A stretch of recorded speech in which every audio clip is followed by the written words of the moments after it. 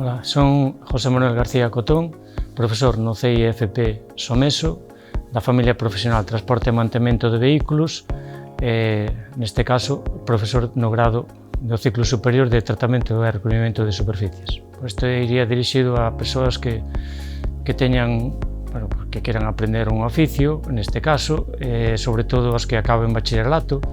No transporte e mantemento de vehículos, o grado que se poden cursar son un ciclo superior de automoción, ciclo medio de carrocería, ciclo medio de electromecánica, FP básica, e depois tamén temos a modalidade dual, no ciclo medio de carrocería e de electromecánica, e adultos en electromecánica. As materias así máis salientables, neste caso, podían ser tratamento e recubrimento de superficies, que sería o apartado de pintura, podía ser chapa, o apartado de chapa, o apartado de motores, o apartado de transmisións, que sería o cambio, os frenos do coche, e o apartado de electricidade, onde entraría tamén o sistema de climatización. Neste caso aprenderían todo o que ten que ver co mantemento do vehículo, tanto mantemento como averías posibles que se podan producir no vehículo. Hai posibilidade de facer prácticas en empresa unha vez que rematen.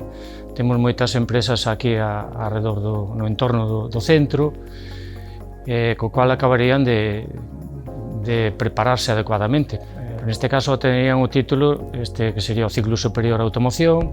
Se estudian o ciclo medio de carrocería, pois sería técnico en ciclo medio de carrocería. Se estudian electromecánica, sería técnico en electromecánica, e se FP básica, pois sería un título de mantemento básico.